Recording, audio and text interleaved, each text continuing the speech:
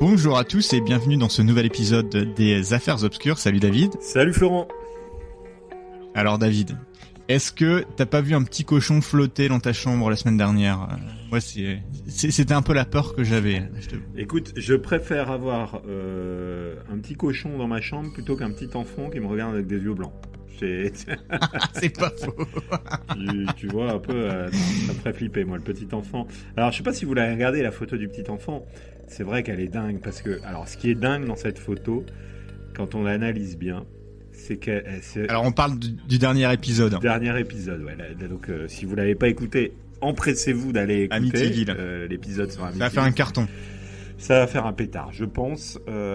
Mais c'est surtout que quand on regarde les comparaisons avec l'un des frères de Féo, en fait, il y a un enfant qui ressemble exactement, quoi. Un enfant qui a été tué. Ouais, c'est fou. Alors le nez peut-être un petit peu moins, mais sinon globalement, effectivement, la ressemblance, elle est frappante. Enfin, elle est troublante. Ouais. Mais en même temps, on peut pas écarter l'idée que ce soit quelqu'un qui était aussi sur le. On peut pas écarter non plus l'idée que c'était quelqu'un sur la pellicule. Je pense. Non, c'est sûr. C'est net et tout. Ouais. Parce que d'habitude, quand t'as des fantômes sur les images et tout, faut quand même avouer que des fois, faut te creuser un petit peu la tête pour dire oui, ça fait vaguement. Oui, on appelle ça. C'est pas de la pareidolie. Oui, c'est ça, exactement. La pareidolie. On essaie toujours de trouver quelque chose qu'on connaît quand on regarde quelque chose. Enfin, c'est notre cerveau, forcément. Ouais. Là, il y a pas besoin que notre cerveau fasse de recherche inconsciente, on va dire, clairement. C'est ça, tout à fait. Oui, clairement. Bon, alors dis-moi Florent, de quoi tu vas nous parler cette semaine ? Est-ce que tu connais la série The Watcher ? Eh ben oui, je la connais. J'ai vu la série, tout à fait. Eh ben on va parler de l'histoire vraie qui se cache derrière cette série. Donc je suis très content que tu connaisses la série et puis je pense qu'effectivement c'est une série qui a cartonné en 2022. Et en fait tout ça se base sur une histoire vraie qui s'est vraiment passée en 2014 aux États-Unis. Et donc tout ça se passe avec la famille Brodus. Donc alors je le prononce peut-être très très mal, et donc je vais peut-être le prononcer très très mal tout le long de cet épisode. Mais c'est ça, c'est l'histoire de la famille Brodus, qui achète en 2014 aux États-Unis une maison. En fait, je vais vous décrire un petit peu tout ça parce que dans la série, la maison, je sais pas ce que t'en penses, mais elle est incroyable. La maison, elle est énorme. C'est vrai que c'est une bonne série. Moi, j'ai vraiment apprécié la regarder. Mais ouais, la maison, elle est. Je sais pas combien ça peut chiffrer une maison comme ça. Mais ouais, on est sur 2-3 maisons à Amityville, quoi. Hein. Ouais, c'est ça. 3. Je pense que dans la vraie vie, je vais t'en parler, on est sur 2-3 maisons à Amityville. Je pense que dans la série, ils ont un peu exagéré. Genre, c'est peut-être 10 maisons à Amityville, quoi. Donc c'est ça. En fait, on est donc en 2014 dans l'état de New Jersey, donc juste à côté de New York, et en fait, on a Maria et Derek Brodus qui préparent leur déménagement dans leur maison de rêve. En fait, ils viennent d'acheter une maison qui est située, tiens-toi bien, au 657 boulevard à Westfield. Donc bon, là je te dis ça te dit rien du tout, donc je vais te décrire un petit peu qu'est-ce que c'est Westfield, qu'est-ce que c'est un petit peu le 657 boulevard. Westfield, c'est 30 000 habitants. C'est à l'ouest de l'île de Manhattan, dans le New Jersey. En gros, si tu veux aller le matin au travail à Wall Street, t'en as pour 1 heure et demie de voiture ou de transport, suivant le trafic et suivant si le transport il est un peu tard. Donc, il est un peu en retard. Donc, tu vois, c'est pas très loin, mais en même temps, c'est pas juste à côté non plus, quoi. Je te dirais. Enfin, voilà. C'est un peu dans la grosse banlieue étendue de Manhattan. Et en fait, c'est une ville qui comprend beaucoup de quartiers de maisons individuelles assez anciennes, plutôt bourgeois, on va dire. C'est des vieilles maisons très jolies, qui ont du cachet, avec un petit terrain tout autour, voilà. Il y a des arbres matures tout autour, il y a des beaux jardins. C'est vraiment typique de l'Amérique du Nord. Le genre de banlieue calme, tu vois, où quand t'arrives dans le quartier, on vient te souhaiter la bienvenue avec une petite tarte ou avec une petite note. Tu vois, genre c'est vraiment le truc. Le cliché américain quelque part un peu. Hein. le gros cliché américain le sourire un peu bright. Ouais, d'accord, ouais, c'est ça. Le sourire bright, exactement. Les petits cookies, la petite limonade, le petit stand de limonade. Exactement. Dans le quartier l'été. Les enfants qui font de la trottinette dans le quartier, et puis voilà. Tu vois, tu mets le doigt exactement sur ce que je veux dire. Donc tu vois, ils achètent cette maison en juin 2014 et ils vont l'acheter. Tu te demandais le prix tout à l'heure. Ils vont l'acheter pour 1 355 000 $. Alors, moi je trouve ça, effectivement, c'est cher, enfin c'est beaucoup, 1 355 000 $. Tout le monde n'a pas cet argent-là, loin de là, à mettre dans une maison. Mais en même temps, moi je m'imaginais plus, tu sais, en banlieue de New York. La maison, elle est quand même bien grande. Mais bref, c'est quand même un gros prix qu'ils mettent dans cette maison. Et en fait, ils veulent y habiter, numéro 1. Donc c'est pas pour louer ou pour faire de la spéculation de compagnie, ils veulent y habiter avec leurs enfants. Et ils veulent la rénover. Alors, suivant les témoignages que j'ai vus, il y en a qui disent ouais, ils voulaient la rénover entièrement, et puis il y en a qui disaient non, bon, en fait, ils voulaient faire un petit peu de travaux de rénovation, mais pas tout péter et tout refaire. Hein. C'était de la peinture, refaire une cuisine et compagnie. Plus proche de ce qu'on voit dans la série au final, où tu vois qu'ils refont une cuisine, ils refont de la peinture et compagnie. Donc c'est assez classique. Hein. T'achètes une maison, la peinture elle est pas à ton goût, la cuisine non plus, la salle de bain, bon bah, tu prévois un petit mois de travaux avant, c'est exactement ce qu'ils vont faire. Parce qu'ils vont pas y emménager tout de suite, ils prévoient de faire les travaux d'abord. Bon, déjà, ce qu'on peut se dire, c'est que au niveau de cette santé financière, ils ont pas mal de moyens. Les deux ont des boulots qui sont assez intéressants pécuniairement, on va dire.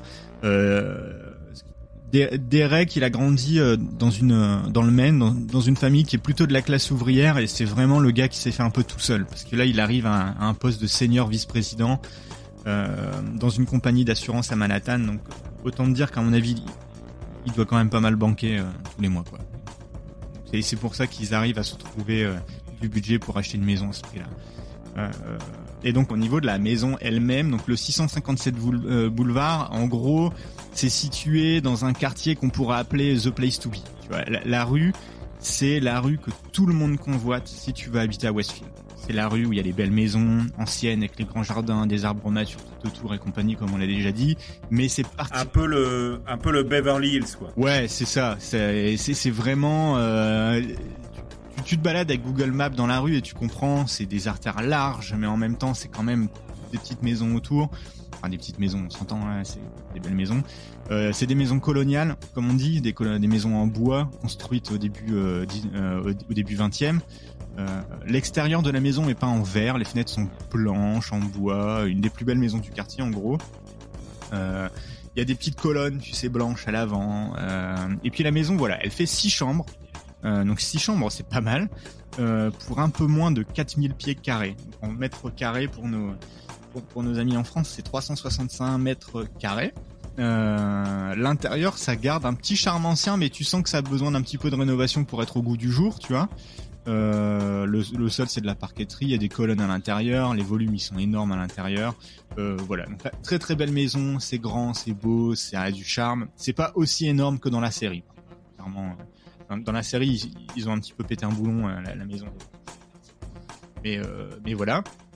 Et la famille, donc Derek et Maria, vont s'installer avec leurs 3 enfants, 5 ans, 8 ans et 10 ans. Donc c'est ça. Pour Maria, je le dis en passant comme ça, bah, c'est un peu un rêve de cette maison. Elle a été élevée dans un quartier qui est pas très très loin. Et puis tu vois, voilà, elle a l'opportunité de revenir dans sa ville d'enfance, d'acheter une maison dans la rue que tout le monde convoite, à côté de sa maison d'enfance. Tu vois, c'est vraiment un truc de fou. Et donc voilà. Donc pour l'instant, le décor est planté, ils viennent d'acheter, ils sont heureux, et puis voilà. Et donc comme dans la série, au final ça va déraper très rapidement au final. Parce que un soir après avoir terminé sa première soirée de peinture dans la maison, Derek sort et puis en fait il voit à l'extérieur que tu sais la boîte aux lettres, il y a un petit truc rouge qui est levé. Bon, ça fait 3 jours à peine qu'ils ont signé l'acte de vente, donc tu vois c'est ultra rapide. C'est rapide. Ça, peut-être un petit courrier du voisin qui dit bienvenue, à part peut-être même pas, tu vois, des papiers, il doit pas y avoir grand chose. Et effectivement, quand il sort ce qu'il y a dans la boîte aux lettres, en fait, il n'y a pas grand chose de très intéressant. Il y a des pubs, tout ça, il n'y a rien, alors non. Sauf une enveloppe blanche qui est adressée au nouveau propriétaire. Quote unquote, il y a écrit au nouveau propriétaire. Et puis derrière l'enveloppe, il n'y a pas d'adresse de retour, de nom d'expéditeur, que dalle. Il est juste écrit au nouveau propriétaire dans une écriture qui est un peu étrange. Alors si tu vas voir sur internet, tu verras que l'écriture elle est un peu étrange. Tu sais, c'est en grosses lettres. Tu sais pas si c'est un enfant ou une personne âgée qui écrit vraiment, ou un gars un peu en mode non, pas en mode lettre anonyme avec des coupures. Non, c'est vraiment écrit à la main, mais c'est écrit de façon assez étrange. À mon avis, c'est écrit de façon à ce que personne, si on fait des tests de graphologie, c'est assez simple de contourner le truc, parce que c'est un peu trop. Pas d'identification, ouais, c'est ça, quoi. C'est ça. Et puis, donc il va ouvrir cette lettre devant chez lui. Tu sais, je pense un peu comme toi et moi on ferait. Tu vois, t'as une lettre un peu comme ça au nouveau propriétaire. Tu sors de chez toi, tu l'ouvres, tu regardes vite fait. Et puis là, ce qu'il va lire, c'est ce qui va suivre.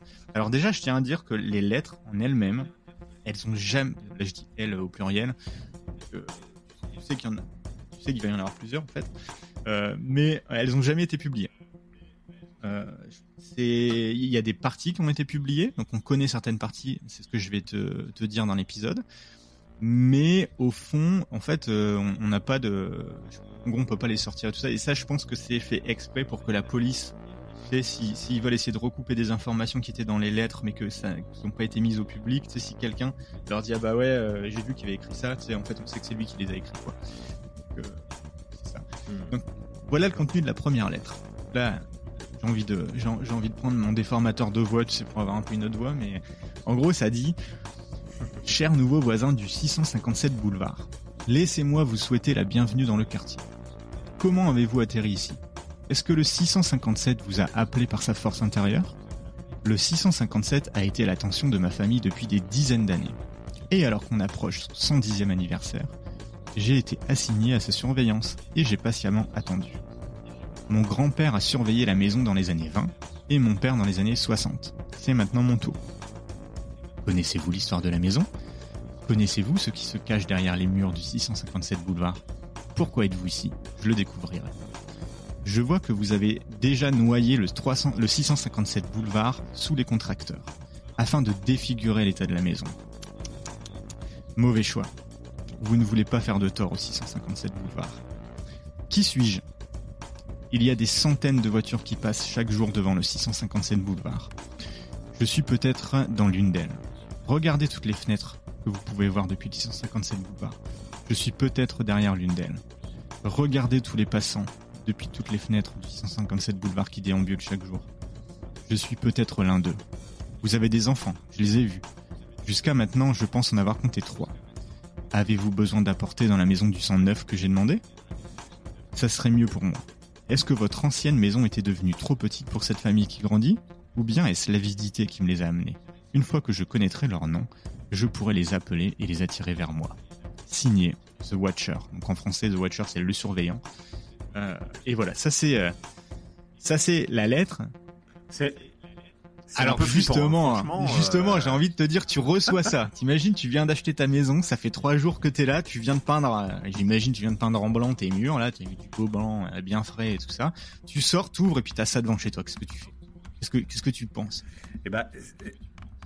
Alors, ça incitera peut-être les gens à aller regarder la série, mais d'abord d'écouter ce podcast. Exactement. Mais en tout cas, moi, quand j'ai regardé la série, j'avais le sentiment que j'aurais eu le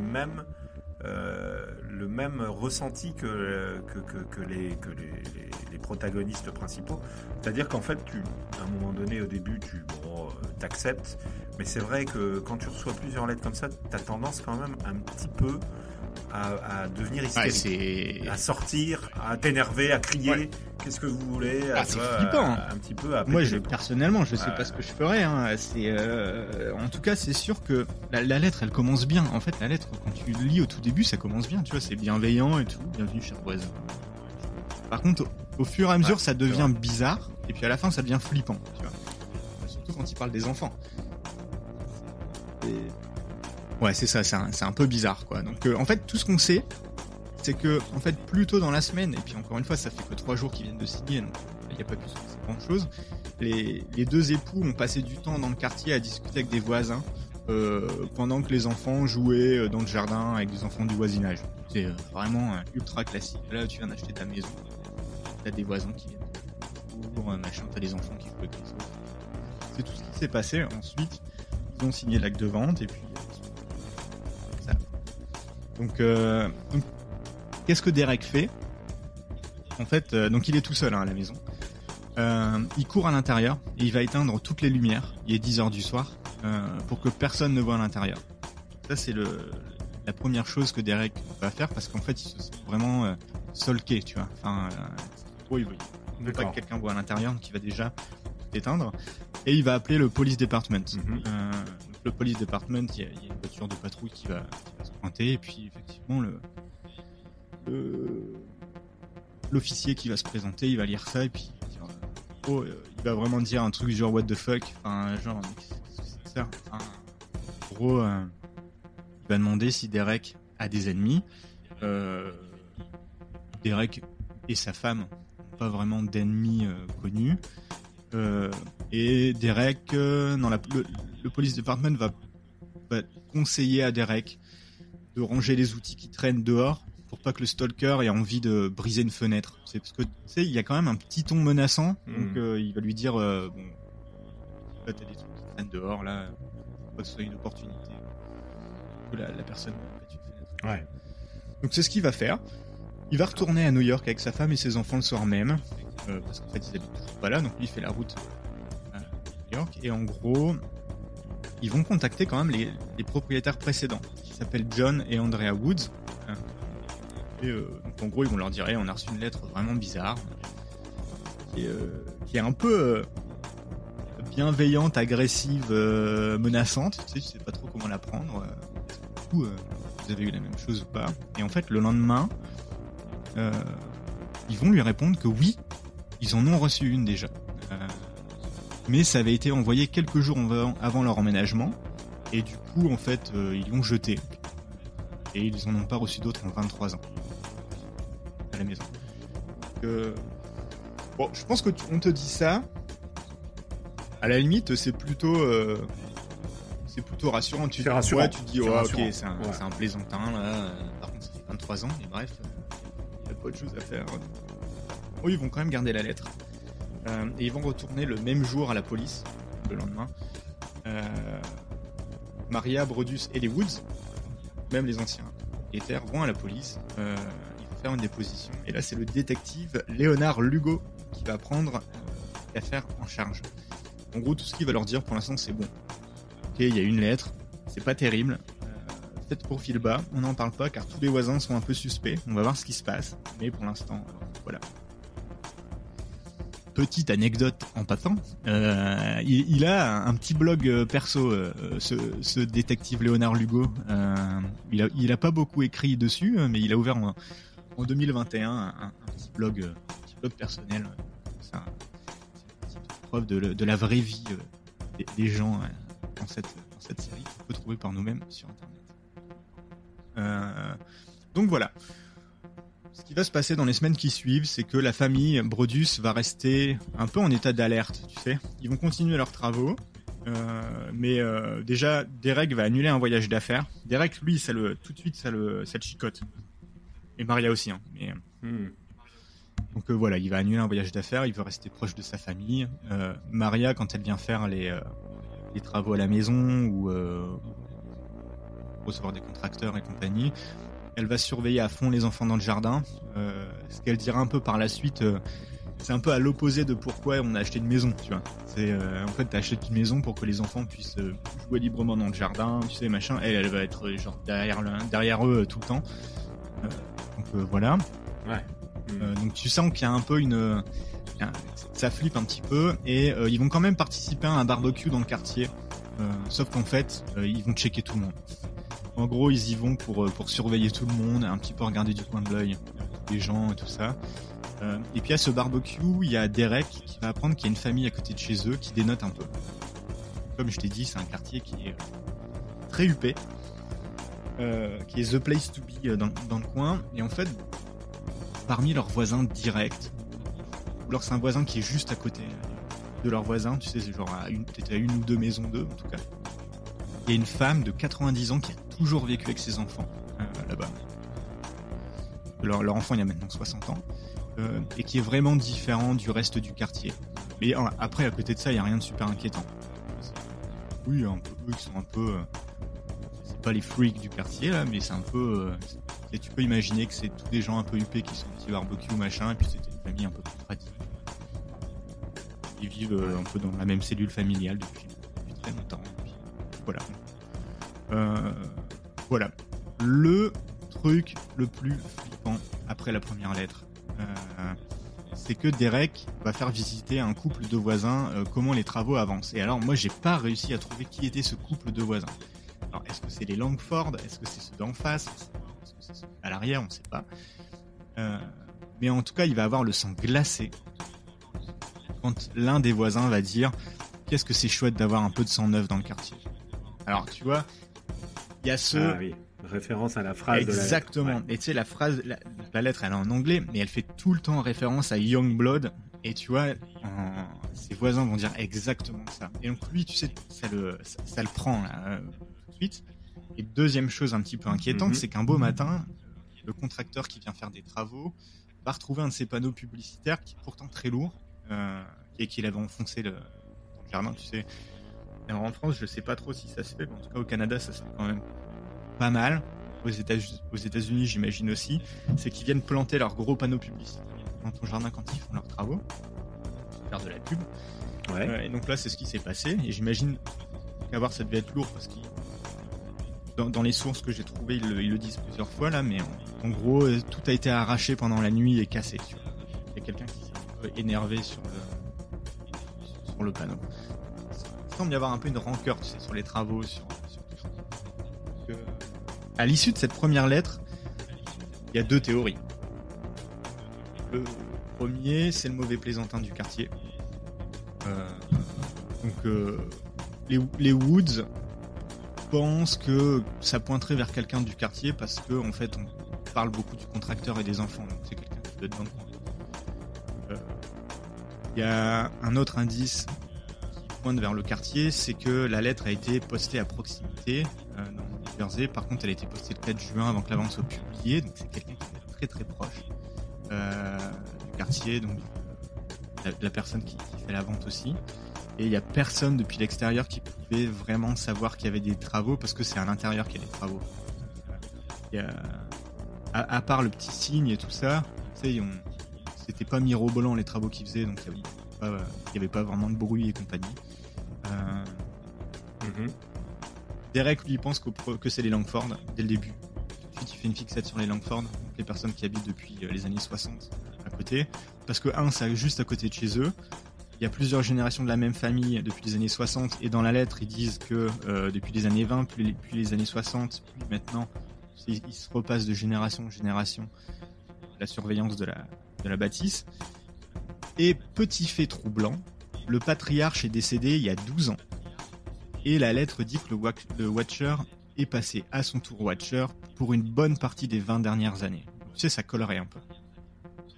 Ah oui, d'accord. Ça collerait. Alors le Police Department, donc l'Hugo, va amener les Langford au poste. Alors Michael Langford va tout nier. Il ne sait rien des lettres ou du Watcher. Et sans en dire plus, parce que tout ça c'est encore sous enquête, mais l'Hugo pense qu'il y a quand même certaines paroles de Michael qui matchent avec ce qu'il y avait dans les lettres, alors que les lettres n'ont pas été publiées. Il y a des trucs où il dit ça. Alors par contre, j'arrive pas à savoir si c'est... Est-ce que c'est la façon dont Michael parle, ou est-ce que c'est des éléments clairement qui sont cités dans la lettre. Donc c'est ça. Ça c'est le premier. La première théorie. La deuxième, qui pourrait tenir aussi, c'est le conflit entre acheteurs. Tout le monde dans les environs s'accorde à dire que le marché immobilier dans le coin c'est ultra concurrentiel et que c'est la guerre en fait. Tu pourrais vendre tes parents pour avoir une des maisons dans la rue. Emporter une maison dans le coin c'est le Saint Graal du coup. Quote unquote, là en gros, y en a qui disent il y a beaucoup d'argent et il y a beaucoup d'ego. Et il y en a qui disent j'ai vu des batailles entre amis à coût de $300 000 de différence. En gros tes amis tu les oublies et si tu veux une maison dans le coin, c'est la guerre. Que même si tes amis bident sur la maison, toi tu vas bid encore plus haut, même si c'est des amis. Et voilà, donc la maison des Brodus sur une des plus grandes rues. La maison elle a été remportée après une bataille de surenchère. Donc la maison elle avait été mise moins chère que l'achat au final de la maison. Donc est-ce que ça serait pas un des acheteurs frustrés de pas avoir remporté la maison, tu sais, qui fait son petit truc. Alors ça colle pas pour plusieurs choses. Les anciens propriétaires ont reçu un message il y a 23 ans. Ça voudrait dire que c'est quand même quelqu'un qui avait déjà essayé il y a 23 ans, alors pourquoi pas. Mais voilà. Il y a un des surenchérisseurs qui s'est rétracté quelques jours parce qu'il a reçu un mauvais diagnostic médical, du coup, il a envie d'acheter la maison. Possible. Et il y en a un autre qui a par la suite retrouvé une autre maison, du coup, bon, je pense qu'on va trouver une autre maison, après tu passes à autre chose. Donc, c'est ça, c'est les deux théories qu'on a pour l'instant. Derek, il est énervé que la police fait pas grand chose vis-à-vis de ce qu'il considère lui comme des menaces directes vis-à-vis de sa famille et de ses enfants. Et en gros, ce qu'il dit, c'est ce qu'il dit aux flics, c'est il peut se passer quelque chose de grave. De là où je viens, si t'envoies ce genre de truc, si on te menace, faut pas t'étonner de te faire ramasser, quoi. En gros, lui direct, il dit non mais le mec, si je le chope, il va passer un sale quart d'heure et le police department fait rien pour vraiment trouver ce qui se passe à part avoir vite fait interroger les Langford et compagnie. Donc c'est ça. D'accord. Ça c'est un peu l'état des lieux après la première lettre. Et donc quelques semaines plus tard, donc 2 semaines plus tard, la famille n'a pas encore emménagé dans la maison, il y a toujours des travaux. Et Maria repasse par la maison pour essayer des couleurs de peinture et vérifier le courrier. Elle fait le tri et en fait elle va tout de suite reconnaître une écriture sur une enveloppe blanche qui est adressée maintenant directement à leur nom. Quoique, il y a une faute d'orthographe sur le nom de famille. Ça c'est intéressant parce que ça voudrait dire que c'est quelqu'un qui a entendu le nom de famille mais qui ne l'a pas vu vraiment écrit, ou alors il fait tout le temps la même faute d'orthographe donc il va pouvoir. Est-ce que c'est le contracteur qui a parlé avec leur nom, c'est très très fort dehors? Est-ce que c'est un voisin direct qui les connaît? Bref. Et donc, d'accord. Cette deuxième lettre, elle va un peu crescendo. Si tu veux. Elle est vraiment ultra dérangeante. On n'a pas beaucoup de cette lettre, mais je vais te lire un petit peu le contenu de cette lettre. Alors, elle va commencer par « Encore bienvenue dans votre nouvelle maison du 657 boulevard. Les ouvriers ont été très occupés et j'ai moi-même été très occupé à vous regarder décharger des voitures entières de vos affaires personnelles. La benne apporte une belle touche. » Alors, la benne, en anglais, c'est dumpster. Est-ce qu'ils parlent d'une poubelle qu'ils ont mis à l'intérieur ou est-ce que c'est une benne de travaux qu'ils ont mis devant? Et du coup, c'est un peu second degré, tu vois. Ça, je sais pas trop. La lettre continue. Ont-ils enfin trouvé ce qui se cache dans les murs? Ils finiront par le trouver. Donc, le ton, il y a un peu sympa, mielleux, énigmatique, tu sais, comme dans la première lettre. Tu sais, c'est bien machin, mais en même temps,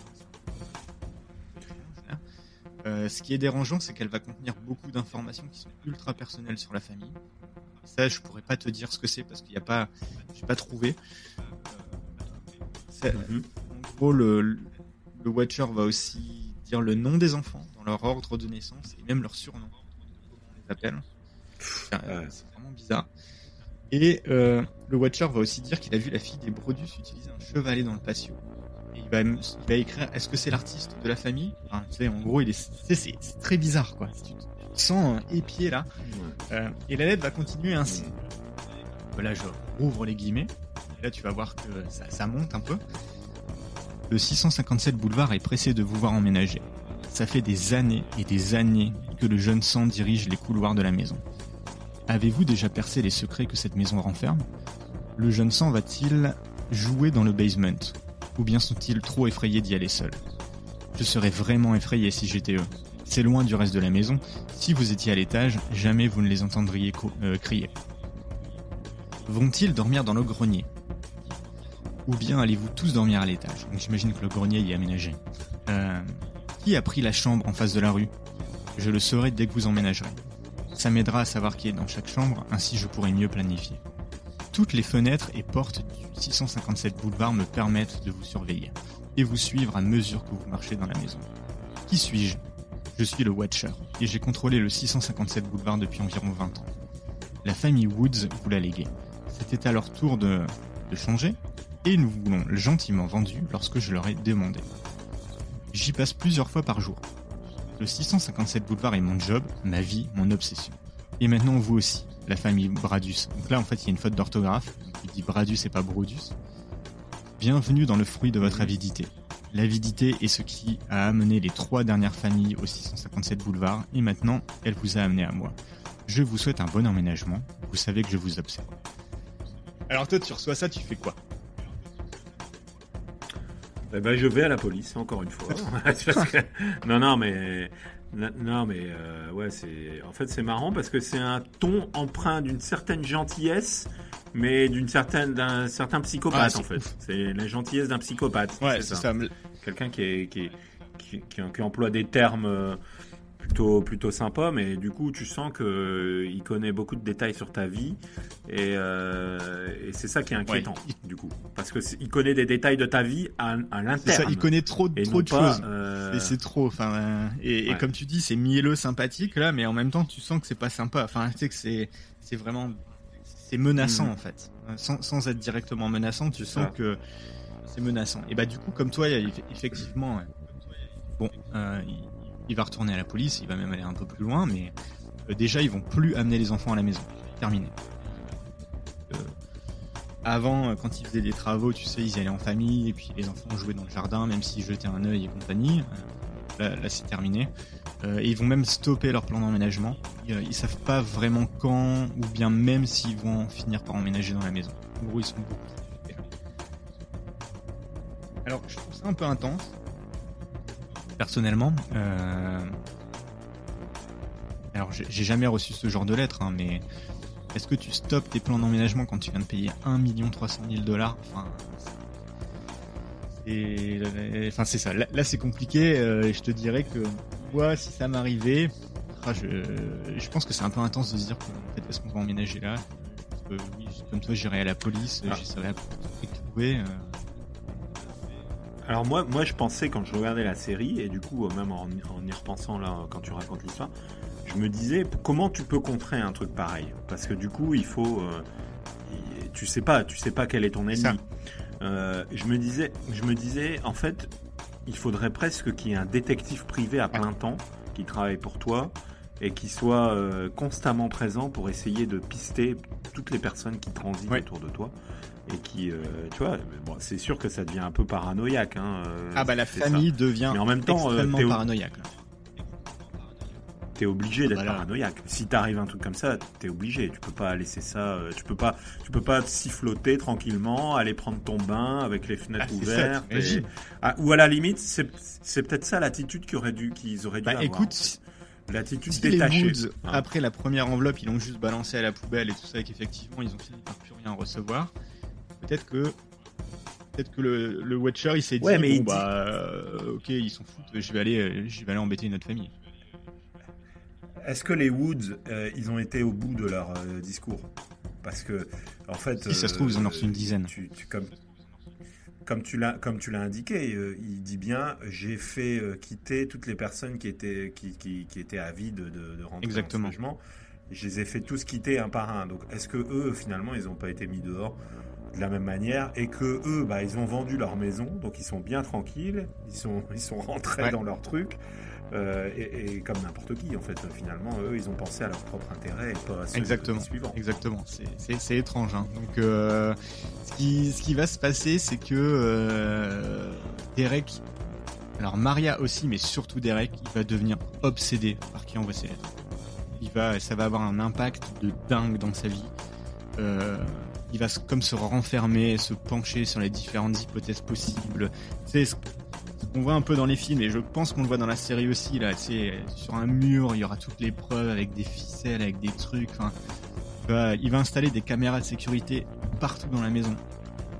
Il va faire des allers-retours, même la nuit quand il y a une alarme ou une caméra qui se déclenche. Il va se prendre un couteau pour se protéger, mais t'imagines, le gars, il va faire des heures de route tout le temps pour voilà, enquêter, pour suivre ce qui se passe dans la maison. Il va enquêter sur toutes les ventes du quartier et confirmer que les Langford sont les seuls à être encore là depuis 60 ans.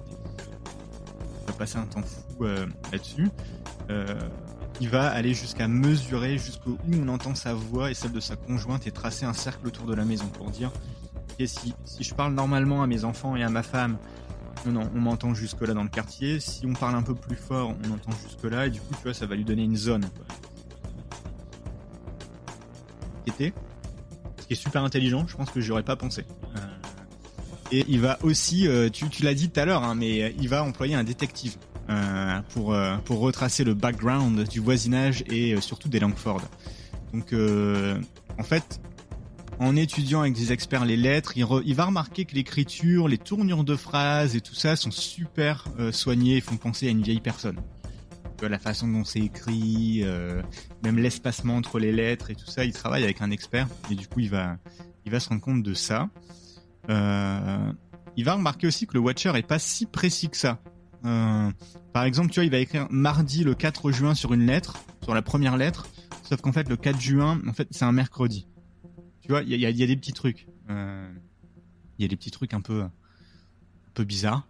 Et dans une troisième lettre, il va remarquer que toutes les lettres se concentrent aussi sur la colère et l'argent, l'avidité, le changement. Tu vois, parce qu'en fait, ils vont recevoir une troisième lettre entre-temps. Et là, c'est un peu plus flou parce que autant la première, la deuxième lettre, elles sont assez connues. La troisième et quatrième, la troisième et la quatrième lettre le sont un peu moins, tu vois. Donc le contenu de la troisième lettre, ça va être, en gros, elle commence par où êtes-vous passé ? Vous manquez au 657 boulevard. Et donc on n'a pas d'autres contenus à part ce paragraphe suivant, mais après on sait pas trop ce qu'elle renforme d'autres, mais en gros on lui dit: la maison pleure de douleur avec ce que vous lui faites endurer. Elle est maintenant changée et tellement fantaisiste. Vous lui volez son histoire. Elle pleure de son passé et du temps où je courais dans ses couloirs. Les années 60 étaient un bon temps où j'imaginais la vie des gens riches qui y vivaient quand je m'y introduisais. La maison était pleine de vie et de sang neuf. Ensuite, elle est devenue vieille ainsi que mon père. Mais il a continué à la surveiller jusqu'au jour de sa mort. Et maintenant je la surveille et j'attends le jour où le sang neuf sera de retour, le mien.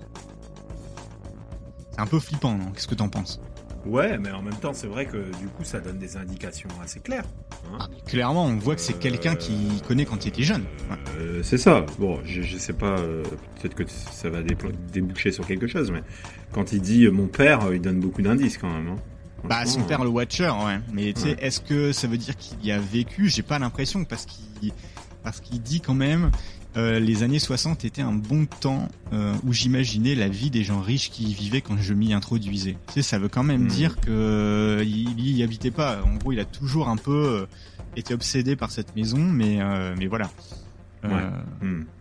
Donc le détective va aussi proposer d'investiguer sur des anciens propriétaires qui avaient des enfants à l'époque et tout ça, mais en fait ça donnera pas grand-chose. Et il va relever qu'il y a 2 délinquants sexuels qui ont eu des comportements sur des enfants dans le quartier. Mais voilà, c'est marrant, cette genre de piste-là non plus, elle a pas été beaucoup plus loin avec le police département. D'accord. C'est que certainement qu'ils ont dû investiguer. Alors ils vont tenter un piège. Parce que Derek, il est toujours focus sur la famille Langford. Tu vois, dans sa tête, c'est les Langford, ça colle trop. Et puis voilà. Donc, en fait, avec la coopération de la police, ils vont envoyer aux Langford une note indiquant les plans, des plans comme quoi ils voudraient détruire la maison pour rebâtir du neuf. C'est genre un méga appât pour quelqu'un de qui a l'air obsédé par la maison pour les trigger un petit peu. Sauf que premièrement, ça donnera rien. Et deuxièmement, en fait, les Langford vont aller chez les flics pour passer à l'attaque, parce que en gros, ils se sentent harassés par par la famille Brodus. Et effectivement, faut avouer que si t'as rien à voir dans l'histoire, ça commence à, genre tu commences à en avoir un peu assez. Genre t'as les flics qui sont plusieurs fois chez toi pour te poser des questions, machin. Là, tu commences à recevoir des trucs comme quoi ils vont détruire pour rebâtir, et tu sens que c'est un peu genre un piège et compagnie. Ils vont prendre les Langford, les Brodus, pardon, vont prendre un avocat et ils vont partager toutes les preuves qu'ils ont sur les Langford pour les mettre un peu au pied du mur. Là, t'imagines la pression qui commence à se mettre sur les Langford. Le débat à avoir, il est ultra tendu, mais ils continuent de se dégager de toute responsabilité. Pour eux, c'est pas eux. Et puis, en fait, ça commence à suffire. C'est du harassment, enfin c'est du harassment, comme on dit. Ouais. Donc, et là, l'état psychologique du couple va commencer à se dégrader. Ils font des cauchemars toute la nuit. Toutes les nuits, ils commencent à faire des cauchemars dans lesquels ils sont dans la maison, et puis il y a des visiteurs qui s'introduisent, avec les enfants aussi. Donc voilà. 6 mois après, donc on est fin 2014, ils ont reçu 3 lettres. Leur état s'est dégradé. Compagnie, il n'y a plus vraiment d'enquête. Il y a beaucoup de choses qui ont été essayées, mais ça n'a jamais mené à grand chose. Et le couple là, il veut plus emménager. C'est ça. Ils vont réfléchir à employer un ancien militaire de carrière comme gardien. Ils vont ajouter des caméras. Ils vont réfléchir à acheter un chien qui est dressé pour la protection et compagnie. Mais en fait, au final, ils se disent que leur rêve, c'est pas de vivre dans un château fort, là, c'était de vivre dans une maison, dans un beau quartier et compagnie. Donc en attendant, ils vivent chez les beaux-parents. Ils parlent pas à beaucoup de monde de ce problème-là. Les amis se demandent ce qui se passe, ça joue sur leurs nerfs, ils sont dans une phase dépressive et compagnie. Et jusqu'à ce que, en fait, il y a un thérapeute qui va diagnostiquer un stress post-traumatique, un PTSD, sur Maria. Et donc, en fait, il va leur dire, en gros, ça s'arrêtera que si on coupe les soucis, quoi. Enfin, en gros, il faut revendre la maison et ça va s'arrêter, quoi. Après le diagnostic du PTSD, ils vont décider de mettre en vente la maison plus cher, parce qu'en fait ils ont fait des rénovations, du coup pour eux c'est normal que ce soit plus cher, et effectivement dans la vraie vie ça fait du sens là. Donc ils vont la mettre à peu près 1 500 000 $, alors qu'ils l'ont payé 1 400 000, un peu moins de 1 400 000. Sauf qu'en fait il y a des rumeurs dans la ville, personne ne veut de cette maison. Il y a des rumeurs des lettres anonymes et compagnie, c'est une petite ville, tout se connaît, tout se sait, et ils vont recevoir des offres, mais en fait trop bas. C'est des gens qui essaient de négocier à fond, justement basé sur ça, et comme ils veulent pas perdre d'argent, ils refusent. Donc là ils tombent dans une spirale un peu où ils paniquent, tu vois, ils stressent, ils paniquent et compagnie. Ils vont attaquer les Woods, les anciens propriétaires, parce que de leur point de vue, les Woods auraient dû leur mentionner une lettre, la lettre qu'ils ont reçue il y a 23 ans, qu'ils prenaient pour un mauvais plaisantin. Et en plus, il y a des soucis de fuite au sous-sol de temps en temps qu'ils auraient dû mentionner dans l'acte de vente. Un petit vice de forme, quoi, pour eux. Ouais, un petit vice caché, mais est-ce que c'est vraiment un vice caché, Alors, voilà. Ce que ça a, par contre, comme effet, c'est que t'as tous les médias qui vont s'y intéresser. Et du coup, ça va faire un gros boom médiatique. C'est une petite ville, il se passe jamais rien à Westfield. Donc évidemment, il y a un petit truc qui sort un peu de l'ordinaire. Bam, 300 demandes d'interview. Il faut qu'ils l'expliquent aux enfants, parce que les enfants étaient toujours pas au courant. Pour eux, ils commencent à se poser la question sur pourquoi on n'emménage pas et compagnie. Et les gens à Westfield deviennent barges. Ils ont peur de tout. Tu vois, ça fait un peu genre la ville où il se passe jamais rien. Là, les gens, ils se sentent tous épiés et compagnie. Tu sais, ça commence à parler un peu que, tiens, c'est tel et tout. Ouais. Et donc, avec tout ça, à la police de Westfield, il commence un peu à avoir un petit peu chaud, là. Et donc, il y a un détective vétéran de la police de Westfield qui va entrer en scène, qui s'appelle Baron Chambliss, et qui reprend l'enquête. Alors, je te le dis tout de suite, l'enquête qu'il va reprendre, ça va pas mener à grand chose. Je coupe tout de suite le suspense. En gros, ce qui va révéler, il y a 4 points intéressants qui vont sortir de là, mais c'est que une des lettres avait été testée avec l'ADN, et en fait, il y a un ADN féminin qui a été retrouvé. Ça n'avait jamais été publiquement annoncé, ça avait été un peu gardé comme ça. Lui, il va révéler qu'ils ont de l'ADN, ils n'ont pas le match. Donc, ils vont faire un test ADN sur Abby Langford, qui est dans le viseur d'un peu tout le monde, au final. Enfin, les Langford étaient dans le viseur. Là, ils ont trouvé de l'ADN féminin, donc en fait, ils vont aller voir la femme Langford. Donc, Abby Langford, c'est la fille de la vieille dame qui habite dans cette maison, et en fait, elle est agent immobilier. Donc, ça pourrait être, tiens, est-ce que ça serait pas l'agent immobilier qui fait ça, faire chuter le prix et compagnie pour que la maison se revende, que c'est qu'il l'achète à bas prix et compagnie. Tu sais, tu pourrais ça se tient. tomber sur un scénario comme ça. Le seul problème, c'est que l'ADN va pas matcher. Dommage, c'est pas elle. Un des voisins qui aurait vécu dans la maison aurait aussi reçu une lettre en même temps que les Brodus, mais il l'aurait jetée. Alors là, c'est un truc qui a rien à voir. J'ai lu ça. Et du coup, ça a mis le flou dans l'enquête parce que, en fait, un des voisins qui habite toujours à Westfield, qui aurait vécu quand il était petit dans la maison, a reçu un peu le même genre de lettre il y a longtemps, il y a pas longtemps, en même temps que les Brodus. Mais lui, il a jeté la lettre, en gros, il s'en fout. Le seul truc, c'est que je vois pas le rapport, vu que ça faisait un petit moment qu'il habitait déjà là. Bon, tu sais, est-ce que c'est vrai ou est-ce que c'est un gars qui dit ça? Bon. Voilà. Il y a une piste sérieuse, par contre, qui va tomber à la flotte, mais elle est très sérieuse, et moi, je trouve ça incroyable qu'elle soit tombée à la flotte, parce que je vais te dire un petit peu. Une nuit, alors que Chambly est en planque en face de la maison, donc en fait on imagine la scène. T'as une voiture un peu banalisée, avec un flic ou deux à l'intérieur, en train de manger des donuts à 2h du matin, comme ça ils sont en planque, en écoutant un peu de country, tu vois. Gros stéréotype. Mais bref, à un moment, en pleine nuit, t'as une voiture qui s'arrête, et qui a un comportement suspect.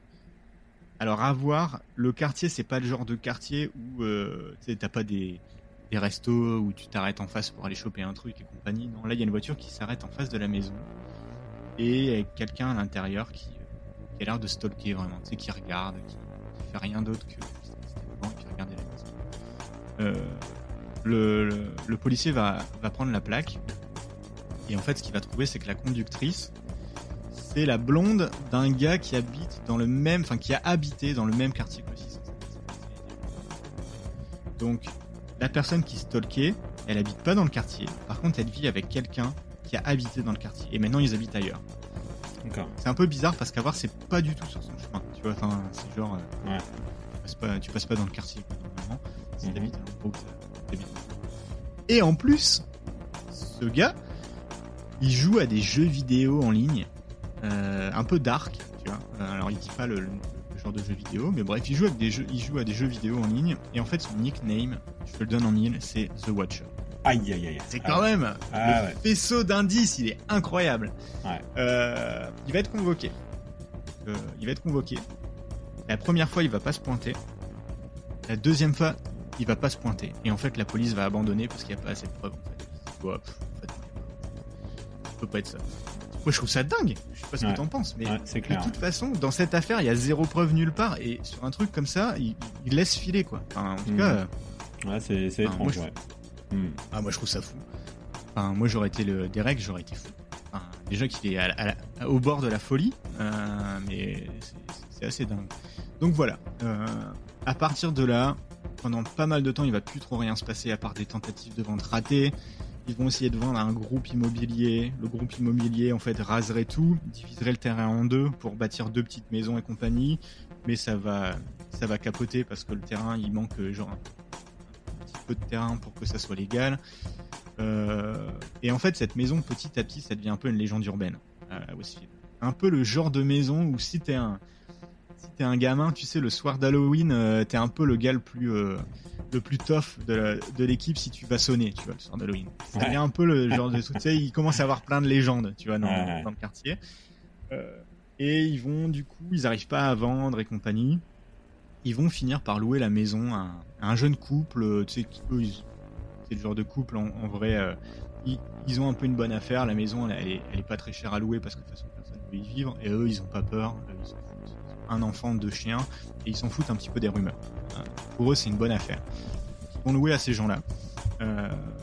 Et 2 semaines après les locataires soient arrivés dans la maison, alors que Derek va à la maison pour nettoyer un nid d'écureuils sur le toit, le locataire lui tend une lettre. Et donc la lettre, on n'a pas l'intégralité encore une fois de la lettre, on a quelques passages que je vais te lire. Donc la lettre déjà, sur l'enveloppe en elle-même, il y a écrit « Un vent violent et un froid mordant, adressé au vil et malveillant Derek et à sa pauvre femme Maria. » Voilà, déjà ça donne le ton. Tu sens que ça repasse un autre cran, tu vois. Et donc là, à l'intérieur, sur la première page, il y a écrit « Vous vous demandez qui est le Watcher ? Tournez s'il vous plaît, bande d'idiots. » Là, de l'autre côté, qui est parmi tout ce qui est écrit, là j'ai juste des bribes de ce qui est écrit. Donc bon, déjà ce que Derek il dit, c'est que 2 ans et demi, ça c'est pas écrit, mais c'est ce qu'il dit. 2 ans et demi après les premières lettres, hein, ça faisait un petit moment qu'ils en avaient plus reçu, c'est un peu comme un coup à la figure, tu vois. Pour eux, ils avaient commencé, ils avaient réussi à louer et tout, c'est l'enfer. Et ce qui est très étrange, c'est que c'est posté le jour où les Brodus ont officiellement fait leur déposition lors de l'attaque en justice des Woods. Oui, d'accord. Donc, est-ce que c'est un hasard ou pas ? C'est quand même assez étrange. Et donc, cette lettre, elle dit quoi ? Elle dit « Vous m'avez peut-être parlé. Un de ces soi-disant voisins qui ne sait pas qui est le Watcher. Ou peut-être vous le savez, mais vous êtes trop effrayés pour l'annoncer à tous. Good move. » Blablabla, on sait pas trop ce qu'il y a écrit après. Ensuite, il y a écrit « Je me suis baladé à travers les camions de news quand ils ont envahi mon quartier et m'ont moqué. Je vous ai surveillé quand vous avez tenté de me surveiller là-haut, dans le noir, avec votre longue vue, vos jumelles et toutes vos superbes inventions. Le 657 boulevard a survécu à vos assauts et a bien tenu avec son armée de supporters barricadant ses portes. Mes soldats du 657 boulevard ont suivi mes ordres à la lettre, ils ont accompli leur mission et sauvé le 657 boulevard avec mes ordres. Loué soit le Watcher. » Alors David, après cette histoire, moi j'arrive au bout là de ma présentation. Qu'est-ce que t'en penses ? C'est quoi ta théorie ? Alors, je suis un peu mitigé parce que je me dis bon, il y a des preuves matérielles, il y a beaucoup de choses qui vont quand même dans le sens de qu'il y a un psychopathe un peu qui est là en train de les surveiller. Moi, ça m'a fait penser un petit peu à, je sais pas si tu connais, un film de Alfred Hitchcock. Ça m'a fait penser un peu à Fenêtre sur cour. Alors, si tu l'as pas vu. Ah, tu l'as j'adore les films. Tu l'as vu ce film ? Ah bah oui, oui. Et ben, ça me fait penser un peu à ça, à quelqu'un qui est toujours un peu en train de scruter. Alors, ça m'a fait penser à une autre série aussi que j'ai regardée sur. Je pensais un peu à You. Tu l'as vu You ou pas ? Non ? Sur Netflix. Ah non, ça me dit rien du tout. C'est un peu une histoire aussi comme ça d'un gars qui surveille un peu les. Alors c'est Future Conquête. Et là en fait du coup je me dis pour cette histoire là, alors qui est quand même relativement moins romancée que la série Netflix. Hein, on va s'avouer parce que la série elle est quand même bien romancée. Hein, La série, si je me rappelle bien, t'as l'impression qu'il reçoit une lettre tous les 3 jours. Ouais, c'est ça. Et puis il y a un nombre de protagonistes autour qui transitent, c'est impressionnant. Hein. Et de mémoire, il y a même des intrusions dans des tunnels sous la maison, etc. Bon. Oui. Alors, c'est vrai que la série Netflix, elle joue aussi beaucoup un peu sur le paranormal. Ouais. Sur comme s'il y avait, parce que nous, on a 3 théories, comme s'il y avait une 4e théorie, que la maison en elle-même, elle a une âme et que. On va peut-être pas spoiler de trop les auditeurs, parce qu'après, sinon, ils pourront plus regarder. Mais c'est vrai qu'il y a cet aspect-là qui est aussi important dans la série, qui est une très bonne série, hein, ceci dit, qu'il faut aller voir. Mais ouais, après, est-ce qu'on serait pas sur justement des gens qui surfent aussi sur une histoire, hein, sur l'histoire des Woods, qui ont peut-être reçu une lettre à l'époque et du coup alors certes il y a des preuves matérielles, hein, il y a des lettres qui sont envoyées, mais est-ce que j'en sais rien. Après c'est vrai que c'est compliqué. Moi je me dis quand même à notre époque, bon c'est pas très très vieux cette histoire, on a quand même des moyens pour repérer ce genre de choses-là. Après, on est quand même dans une ville. 2014, c'est pas. Ouais, c'est ça. Ouais, c'est pas loin. Hein. Donc effectivement, moi, ça m'étonne quand même qu'on n'ait pas des preuves de quoi que ce soit. En plus, le mec, il a des caméras partout, on voit rien. C'est vraiment étrange. Ouais. Moi, je pense que c'est quelqu'un du quartier qui c'est un mauvais plaisantin du quartier. Ouais. Et que je pense pas que ça soit forcément les Langford.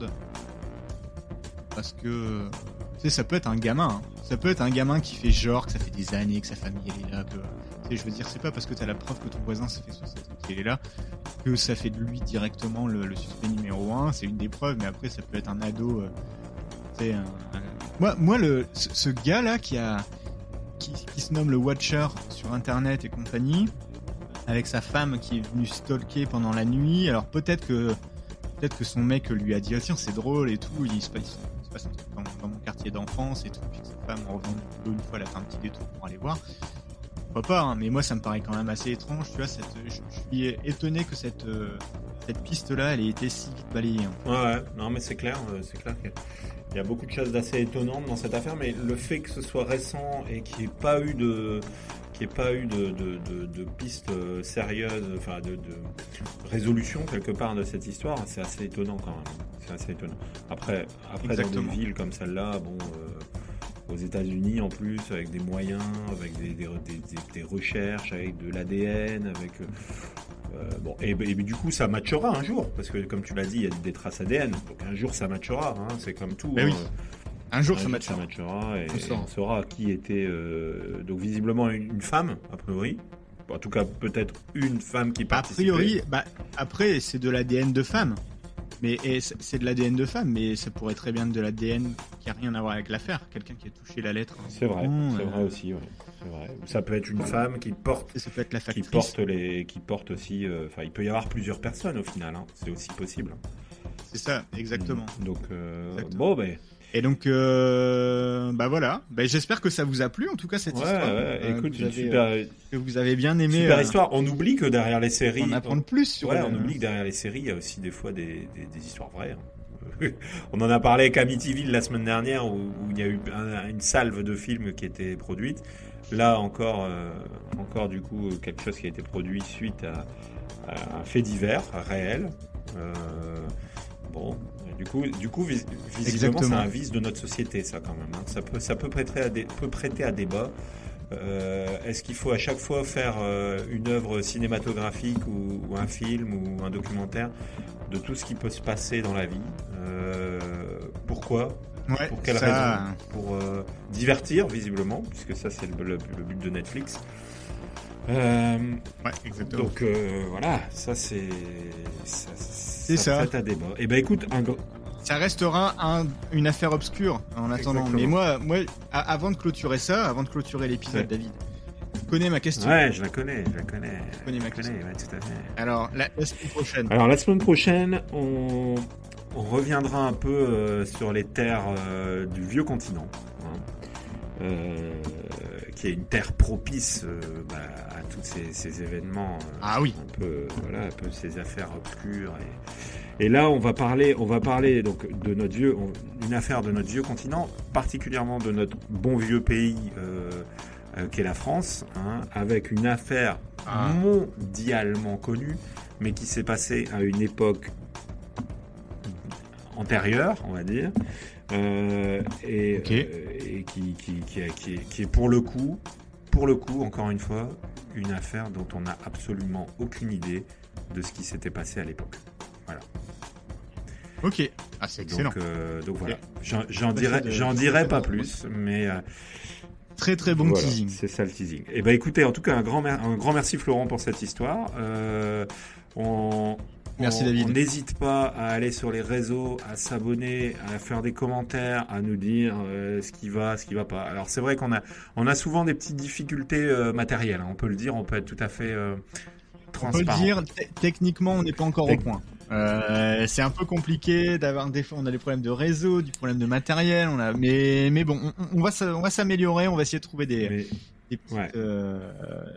Des petites choses pour nous améliorer. N'oubliez pas qu'on fait ce podcast de 2 continents différents aussi. Donc il faut quand même trouver des créneaux alors du réseau on en a parce qu'on va pas dire. Mais c'est pas simple. Du coup c'est pas simple. La technologie elle est fragile on va dire. Hein.